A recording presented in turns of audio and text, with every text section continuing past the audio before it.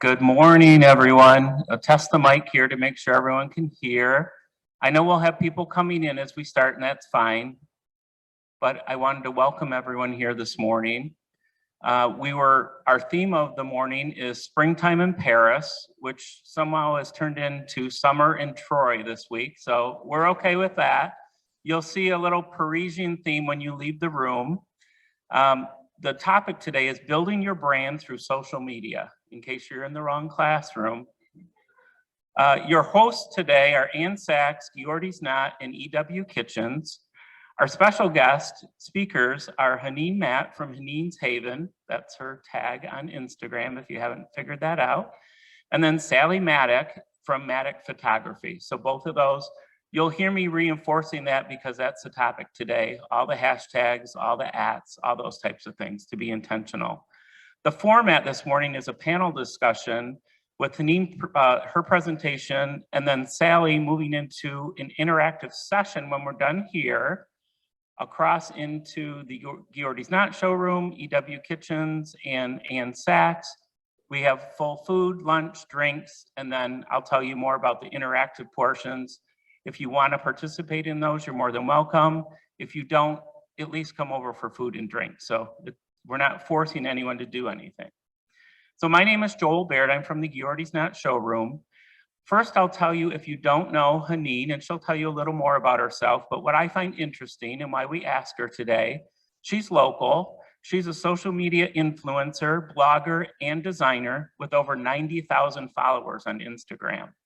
She also has multiple sponsors that sponsor a lot of what she does. So I think those are interesting points, and we can learn from that. Sally is an interior designer that has transitioned into a role as an architectural photographer and photographer for designers to shoot their projects. She has excellent insight into capturing a good image to create an engaging social media post. So I like to start everything with the reason of why are we here? Why does any of this matter to you? You're not looking to be influencers. You're not looking to be bloggers. You're designers. So start with why. I believe we would start with being intentional on everything that we do. With social media, it can create an engaging post with the interiors that you're designing. So if that's engaging, then you have people that will follow you and reach out to you to do projects for them. So there's, again, we'll be talking through that and how you do that and how that is just a little bit different than just taking a picture of your space when it's done, ready for the family that you've designed for, and how you can position that a little differently. So with that, I'm going to have Haneen come up and start hers. We're going to go back and forth with questions. It's informational, it's very low key, and then we'll try to keep on track because we have, a schedule to keep so everyone can keep moving. So welcome again. Thank you for coming, and I'll turn it over to Haneen. Thank you, Joel. Good morning. Can you guys hear me okay? Okay, so for starters, I have a third grader who has a biography presentation today. So I told him I'm also speaking in front of a group of people. So if he gets nervous, he should think of me. And if I get nervous, I should think of him. So FYI, you guys are all a really cute 8-year-old kid with glasses right now. So my name's Haneen. I'm from the Plymouth Canton area. I'm married with 4 kids. So just to give you a little bit of background about how this all came to be, I have an art degree from the University of Toledo. It's about an hour south. That's where I'm from. And in college, when you're 18, you have these really grandiose ideas. And I loved fashion at the time. So I concentrated in photography. And I thought working for a fashion magazine would just be so cool. So that was that. We'll fast forward a few years and we're married and we start having kids, and Vogue is not in the suburb of Detroit, so which is fine because my love of fashion really quickly shifted to a love of interior design. I just loved that when you create a space, it really makes you feel something. And just like when you're walking through a museum and you pass a beautiful painting, it evokes a feeling, and that's what I love about interior design. And I thought, if I'm going to be home raising my kids, I better love what I'm looking at. So that really just became a huge outlet for me, a creative outlet and my passion. And I started just posting things online from my home, just on my personal Facebook page or personal Instagram page. And So many friends and family were just encouraging me to start a page that's solely dedicated to that. So that's what I did. And within the first week, so I had a few hundred just family and friends following me. And then within the first week, Home Goods shared our bedroom. And like that, it was like 1,000, 2,000 followers in a day. And I realized if I just tag the brands that are in this image, and I use all the appropriate hashtags, then it's more visible to more people. And that's how you gain a following. So that's what I started doing, is just tagging the brands, and then they were just resharing me, and that's how my following grew. And that's great and all. It's nice to have a following, but then I realized, okay, if I really want to work with brands and get paid to do what I'm doing, then I should also start a blog, because brands want evergreen content. They want content that you could pin later, and you just never know what's going to happen with apps. So it was good to start my website, Hanine's Haven. And I also realized that it's important to tag magazines, because you just don't know who's going to see it. And in 2017, I think this is how Better Homes and Gardens found me, because they named me a style maker and invited me to this awesome event in New York City. And it was such a bucket list item on my, just in my career. And I just wanted it to happen one time. And it's happened every year since that year. So that was just amazing. And I think that's also where the, just being able to be in their magazine. They came to shoot our house for a Halloween issue, and then they came to shoot it for a Christmas issue. And they're actually coming in June to shoot our primary bathroom, which I'm just so excited about, because we just redesigned it recently, and I'm super proud of it. So that's basically where I'm at now. I work with brands, all sorts of brands. It started off as more DIY type of things like Frog Tape or Home Depot. And then after I went to High Point Market and was part of the Design Influencers Tour, I was able to connect with more high-end brands. And it's just amazing to style these beautiful pieces in my home and have it be my job. So that's what I do and why I love it. Yeah. Do you want me to go through? Or do you want to just go through to the next slide? How about I go through? Yeah, Is that because the fine? question is there. So, Oh, okay. Yeah. Okay. Well, I was going to go, let me really quickly just go through some images on my Instagram feed and talk about maybe what would be helpful to you guys. I know you're all designers. Let me just skip past these questions for a moment. So I just wanted to talk really quickly about a vignette versus a faraway shot. I love vignette photos.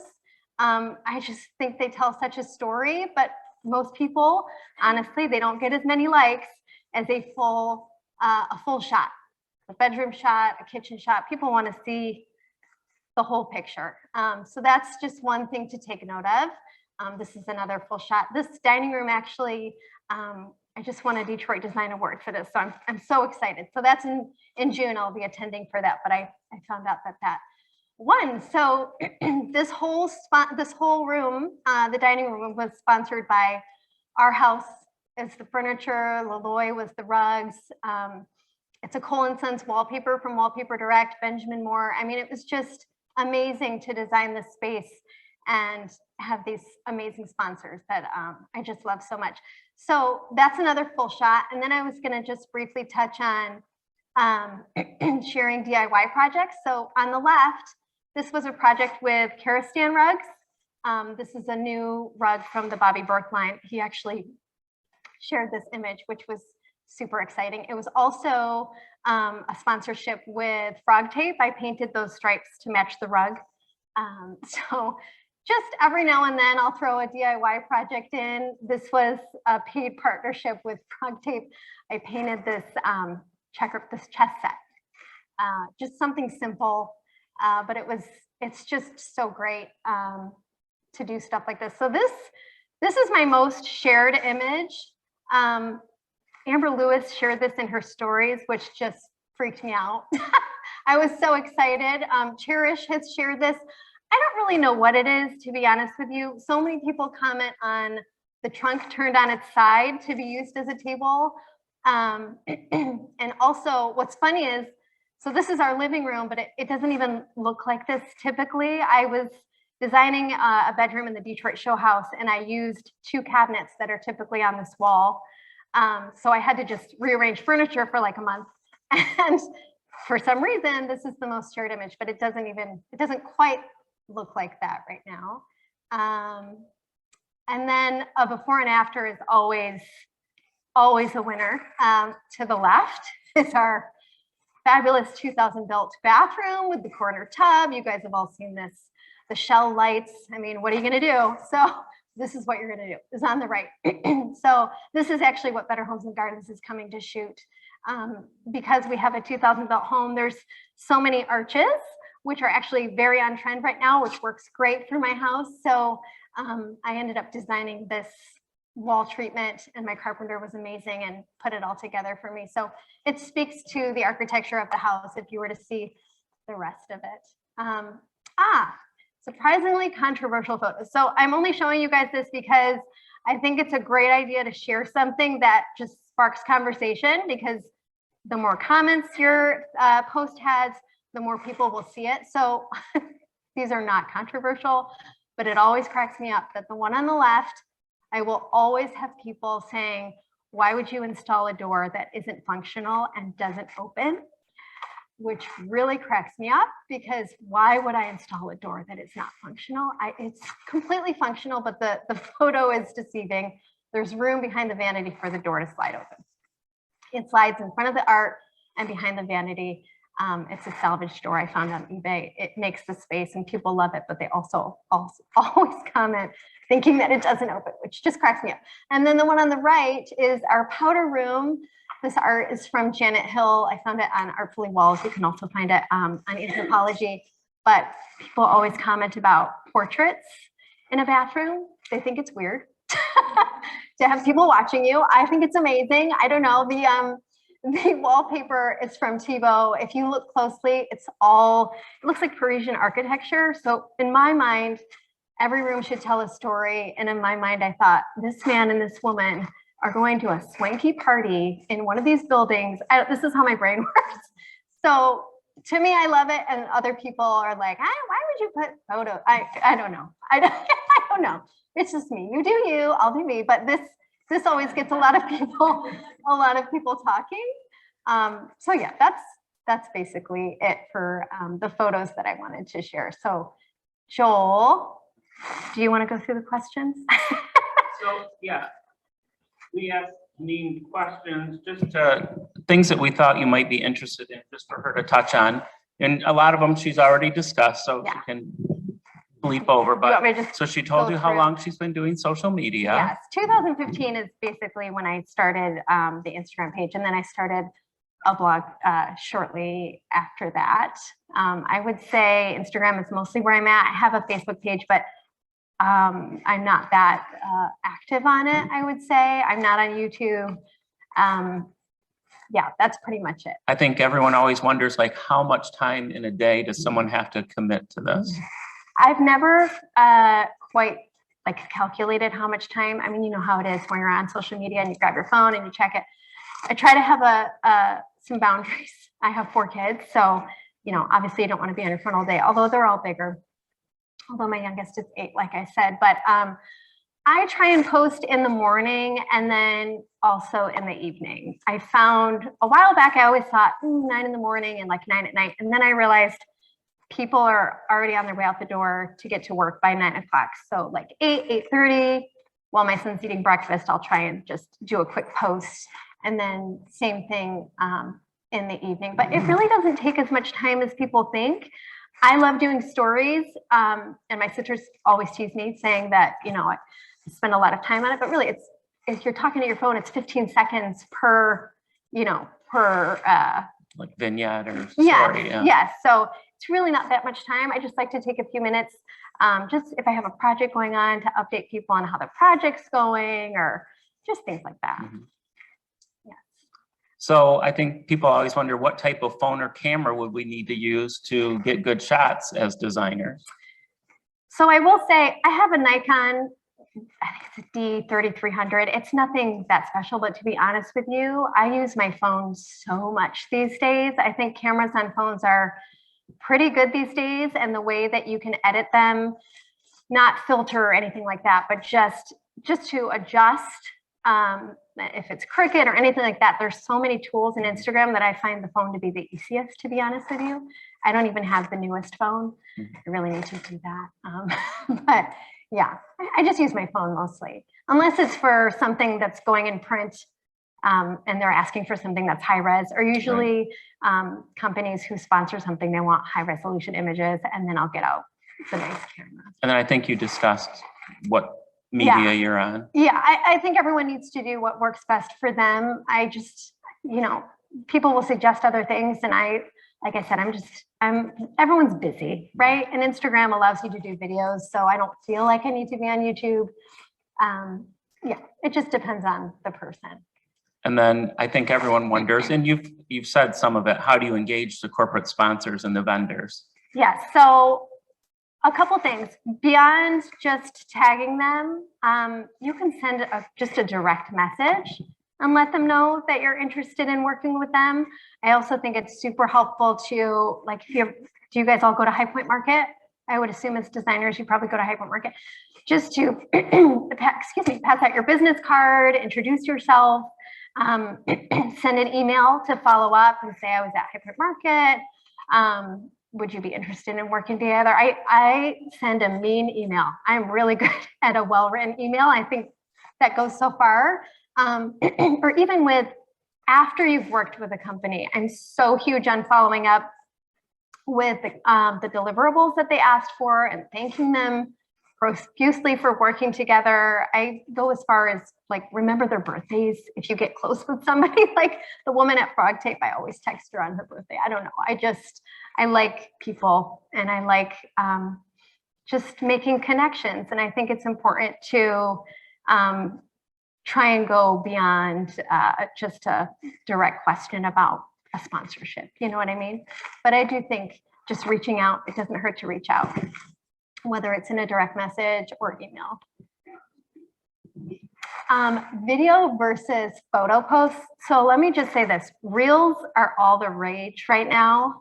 I know the Instagram algorithm is just such a beast to deal with no matter what you're posting. But these days, because Reels are so popular, I have found, so recently I shared a Reel of my foyer, and it has gotten almost 1 million views. And I was so confused as to why. I was like, why did this one get 1 million views?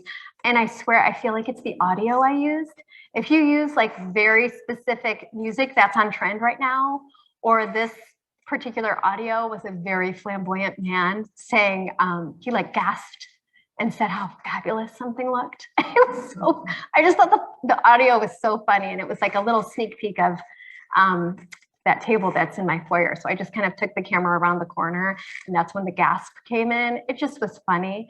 So I don't know what made that one special, but that one in particular has gotten a ton of views. And also this Christmas mantle that I did, it was a time-lapse video, and people love time-lapse videos. So I would always try and infuse some videos into your feed, just because that's what's getting mostly reshared by Instagram versus photos. But I love a good old-fashioned still image. Yeah.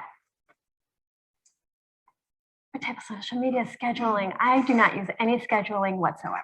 And maybe that's a bad thing. I'm sure there are people that are more professional than I am that have maybe an app that they use, but I used to be a little more regimented, and now I'm like, you know what? I had a kid go off to college, and it just softened me like no one's business. So I'm like, if I have a minute, I'll do it.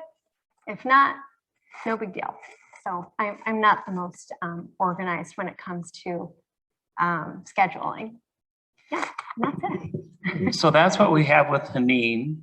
So Haneen, when we're done, when we move into the showroom, she'll be across the hall at the Guerdy's Not showroom with a meet and greet if you have specific questions for her. So that's the agenda. You don't have to be anxious thinking there's one thing I really want to ask her. So with that, I want to thank her. And again, we'll see her again later. And then we'll bring Sally up for her portion of the photography and why to use a professional photographer for your projects and what that can gain for you with her experience. So thank you so Hani. much. Thanks, guys. Thanks for coming.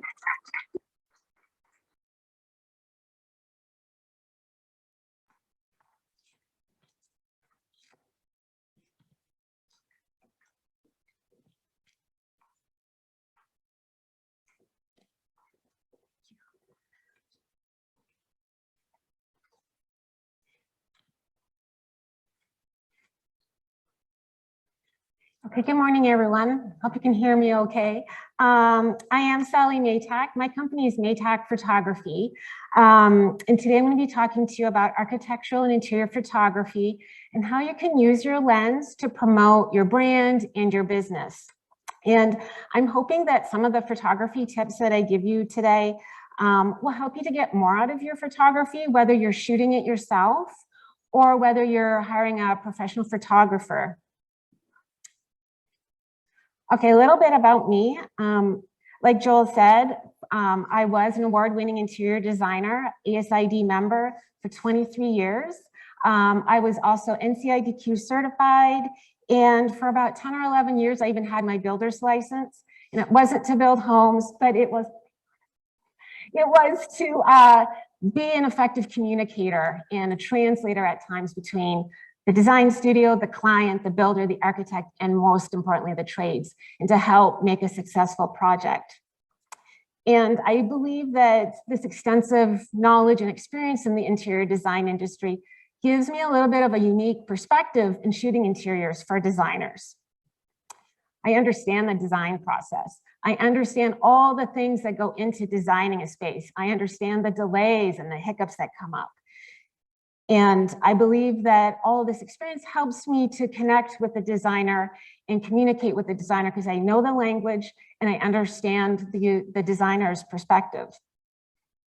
And I'm going to start with talking about a professional photo shoot and just a few tips regarding that. I'm not going to talk about everything here just due to time constraints today, but I will be in EW Kitchen's showroom to answer any of your questions that you may have regarding shooting interiors. And a lot of these tips can also be used for social media. And actually, if you hire a professional photographer, talk to them about formatting your digital images to be used on Instagram or whatever social media platform you want to use. And they can format it for you so it's really easy for you to pop up on your feed. And also just make sure that you have their permission to do so. And please be sure to tag your photographer in the images that you post. All right. The first thing I wanted to talk about is don't shoot too early. If your photos are intended for behind the scenes or a progress post, sure, shoot them anytime. But if this is for your portfolio, make sure your project is complete. And what do I mean by this?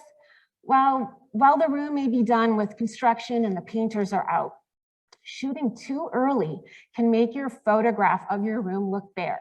And it's going to look like a real estate photo, not a photo of a professional interior designer. If you just take a look at the bottom photo and the top, you can see the difference between the two. So after the construction is done and the painters are out, the cleaning crew is come and gone, that's the time to install all the things like books and throws, all of your decorative objects, your artwork, your draperies. All of these things add great layers to the space, not only in person, but also in the photo. And it's going to translate to a much more complete story that you're telling your viewer. The next thing kind of ties into that. What may look good in real life may not translate well to the photo. And what I mean by this is sometimes too many accessories or too much furniture is just that. It's just too much. The photo will look busy and very cluttered. And sometimes removing just an object or a few objects will create the negative space, a place for the eye to rest.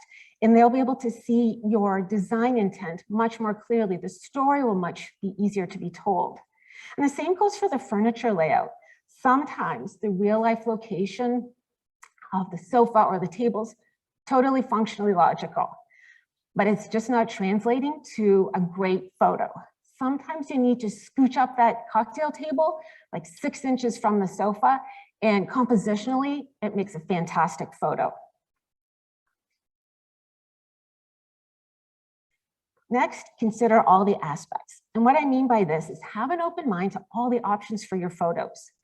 A wide shot, a detailed shot, the vignettes that Haneen was talking about, symmetrical, asymmetrical, different vantage points, high or low. And I want you to consider something too. While the wide shot can capture almost all of the room that you just designed beautifully, sometimes it's those smaller vignettes that create such a dynamic image, and it's a powerful image, and it also focuses your viewer's eye on a detailed area of your design. It allows them to pause and really take a look at what you just created. And in fact, like what Janine was saying, those vignettes are so popular and on trend right now on Instagram, just the smaller little vignette. So for example, if you have a kitchen and your natural tendency is just to take a wide shot of this beautiful kitchen in the nook. Well, what about stepping left of center? So you got the little bit of the island, you have a little bit of the base cabinets at the back and the splash and maybe some pendants, but also up to the side, you've got your eating nook table and some chairs. That creates a dynamic and very unique photo that could stop people from scrolling and actually pause, take a look at your design and read what you're talking about. And one other thing I want to point out at this point is to remember that your photographer that you hired really wants to give you a great product. So collaboration with them is key. And also, if you can, if it's possible, give the photographer the space and the creative leeway to try out different options, because they may have a different angle or composition that you haven't thought of, and the results can be pretty terrific.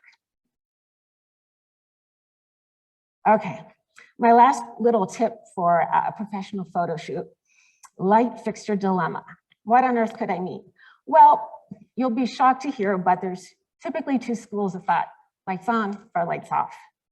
I have a more nuanced and organic approach. There are just so many things and tiny decisions that the photographer makes in creating that photo. And in fact, one of the things I learned in my photography journey is that whenever a question comes up in terms of photography, whether it's gear related or technique, the answer always starts with, well, it depends. And I feel that this philosophy applies here. Depending on the light fixture, depending on who the images are ultimately for, the type of space, and what purpose the images are for, all of these things will determine if the lights stay on or off.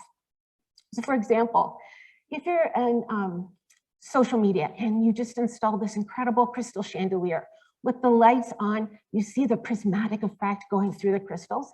Whoa, take a picture of that and post it on social media.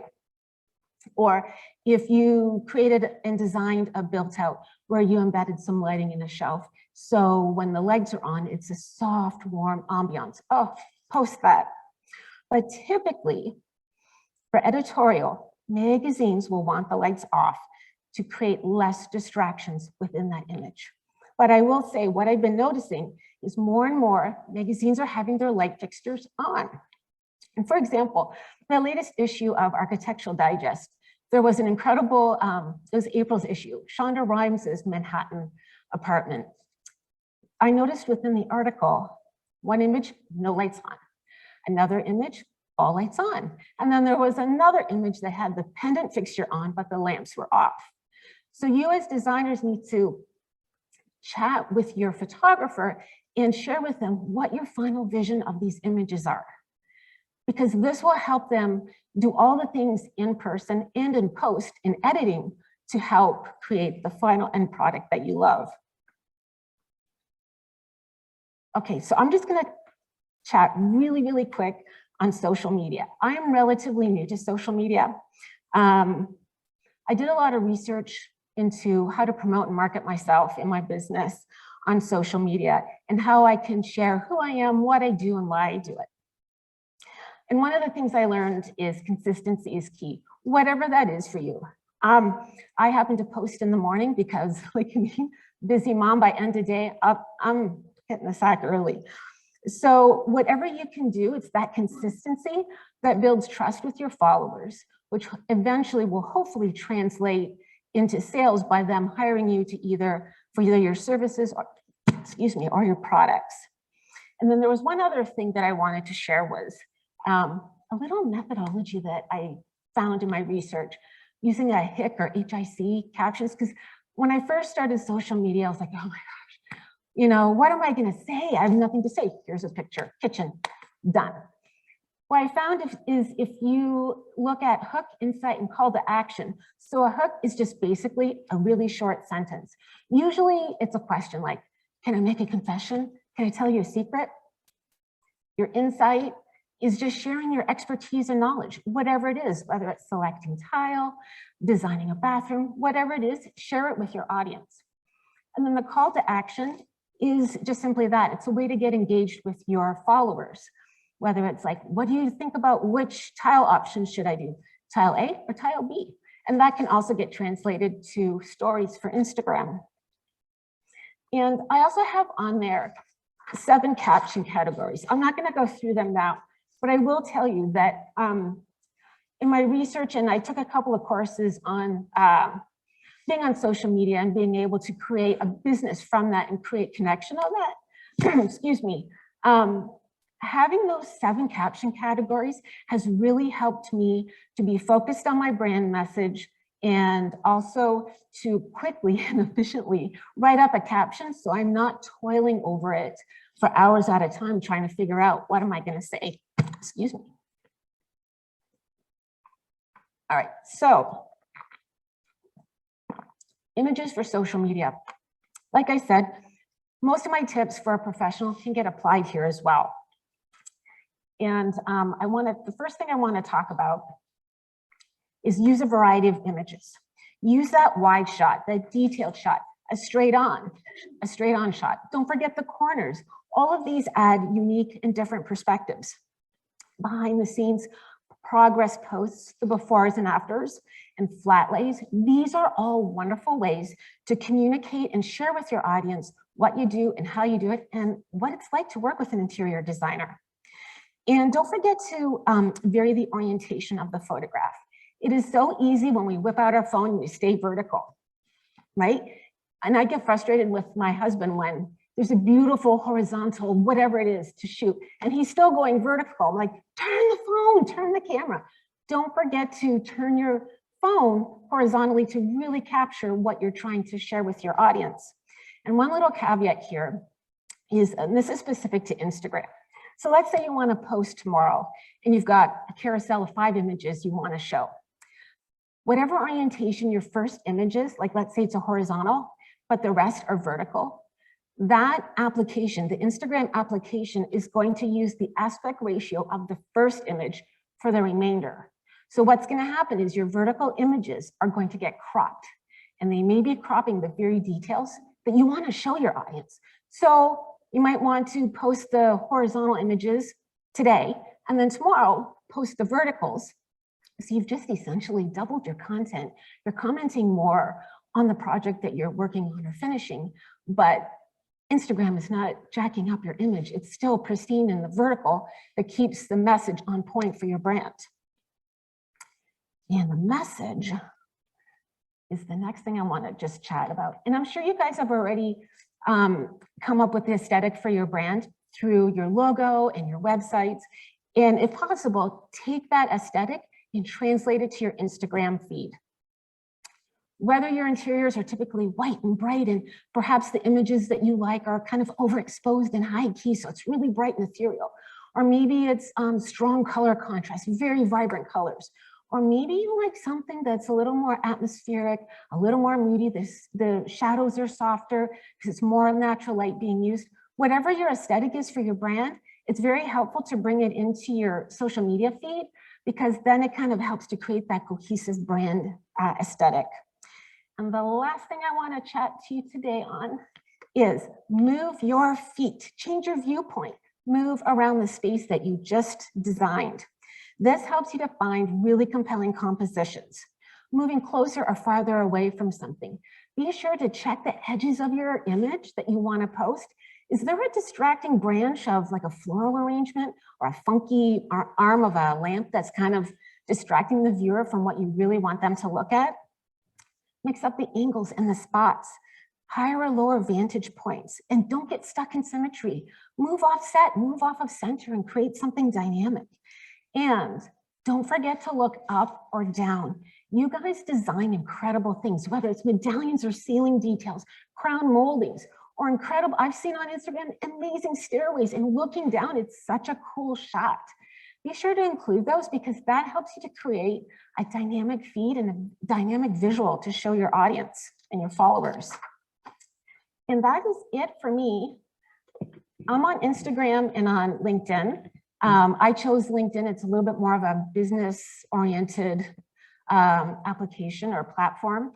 And after here, I will be in EW Kitchen's showroom, Suite 93, to answer any of your questions about photography, shooting interiors. I'm here to be a resource for you guys, so just let me know if you have any questions. Thank you, Sally. Thank you. So as you see, we're moving right along. I think if you would agree, this has been some really good information, reaffirming things that we thought we knew, but I've learned some new things too. So I really appreciate that. The one thing that we have just a quick second on is we set this up as a vignette just to reaffirm what Haneen and Sally have been saying.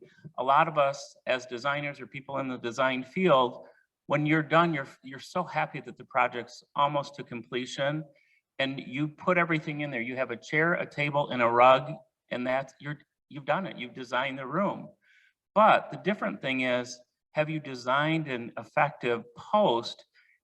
Can you intentionally go back to your client and say, I know this isn't how you live. I know you don't read magazines. I know you're too busy. I know you don't have antique glasses in your house. Just ask them for permission to step outside of what they would use the room for, but to finish it off and put things that maybe aren't even practical, but they are for a tight photo shot. So you don't have to use your house because you're bored with that, I'm sure. You can use your professional, your client's house. And again, just ask them to take one step further and say, I know you don't like pillows on you've already told me you don't like pillows on all the couches. I know you're not gonna have a throw there. I know that's not what's gonna happen. But please just let me do this for my business. And they usually say yes. So again, it's in being intentional in your ask of what your client can do for you. So with that, I want to explain the next portion because we hope obviously we want you to come enjoy some food and drinks. But what we have also is at Ann Sachs, so all of our showrooms are right across the hall, all three of them. Ann Sachs is in Suite 91. They do tile and bathroom fixtures. They have a flat lay contest that they're going to do. They have all different items if you'd like to participate that you can put together a flat lay and then take an image of it and then post that on, not surprising, we have a hashtag for today, Build Your Brand MDC, and you'll see it all around. If you take a photo and hashtag the Build Your Brand, that will enter you into a drawing for a ring light. So we'll all look at it, we'll decide who won by Friday, and then you'll know on Monday for that portion. Also, while you're in the showroom, if you see something beautiful that has to do with tile, you can take a picture of it, hashtag or at Ann Sachs. That will enter you into a drawing that, as you'll see when you come into the Ghiordi's Knot showroom, there's a turquoise, looks like a vintage bike that we're gonna do as a giveaway for people. So that will enter you there. The next one is the Ghiordi's Knot showroom, Suite 90. Haneen's gonna be there answering any questions you have. Again, food. We have a little intentional, again, Instagram area with the bike that you can take a picture of yourself, hashtag us, add us, whatever you wanna do, but do the MDC one too. That will enter you for that location, that little vignette there. And then as you go down the hall, I need to look at the suite number, Shawnette. 93 is EW Kitchens, and they do custom kitchens and bath cabinetry. Sally will be in there answering any questions you have about vignettes and photography. And then they have an intentional Instagram area that you can shoot a picture, hashtag the Build Your Brand MDC to enter for the bike. And then they also have a spring flower market that you can create your own bouquet, put it together and with flowers that you can take. So that's what's happening at each of the showrooms. And again, we hope you participate. If you're not that person that wants to get into all that, we understand, but have fun with it. Come enjoy food and drink, talk to your peers. We have some really good resources here. I hope you take advantage of that. And I thank you for that. And with that, go across to the 3 showrooms.